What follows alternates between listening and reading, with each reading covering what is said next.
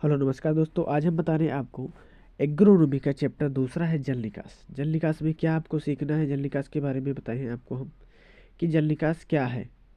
माना कि आपकी खेत में आवश्यकता से अधिक या आपके खेत में फसल हो या ना हो, उसमें पानी भरा हो आपके खेत में, तो उसमें जो पानी निकालने की क्रिया होती है उसी को जल निकास बोलते हैं। तो आपकी इसकी परिभाषा आप लोग देख लीजिए, परिभाषा क्या है।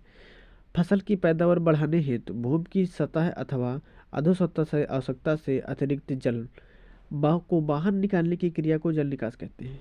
बहुत सिंपल शब्दों में बहुत छोटी सी परिभाषा है, और ये परिभाषा ही पूछी जाती है दूसरे चैप्टर से। सिंपल से शब्दों में जो परिभाषा दी है बस यही पूछी जाती है पेपर में, और कुछ नहीं आता इसमें से। दूसरा चैप्टर है जल निकास, इसमें से यही आता है। और ज़्यादा हो सकता है कि इसमें कौन कौन सी विधियां हैं, किन किन विधियों से निकाला जाता है जल निकास, मतलब कि जल निकास किया जाता है, आपके खेत से जल को बाहर निकाला जाता है, उसके बारे में पूछ सकता है बस, और कुछ नहीं पूछेगा। तो इंग्लिश में भी ये है, इंग्लिश में भी जिसको याद करना हो इंग्लिश में भी याद कर सकता है आराम से, कोई दिक्कत नहीं है। अब जल निकास की विधियां तो बहुत सारी हैं, लेकिन जल निकास मुख्य तरीके से जल जो है वो दो ही विधियों से निकाला जाता है।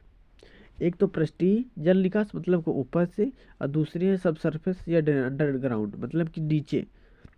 बहुत से खेतों में ऐसा सिस्टम होता है कि आपके खेत में नीचे नीचे नाली बनी होती है, उसके ऊपर ऐसे पटा हुआ होता है समझ लो, उसके ऊपर भी खेती होती है, और उसके नीचे नीचे पाइप पड़े हो, जिस तरह से पाइप नीचे नीचे डाले जाते हैं उसी तरीके से होता है।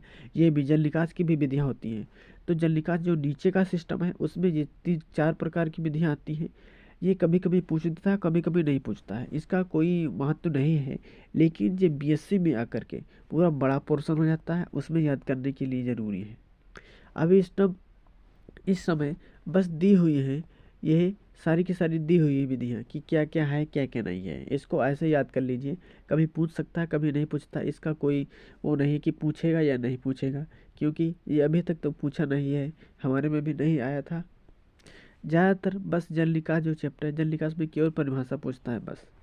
आप लोगों के लिए ये सारे ही इतना है, यह है था दूसरे चैप्टर में जो इम्पोर्टेंट था उसको हमने दिखा दिया, आप लोग देख के याद कर सकते हैं।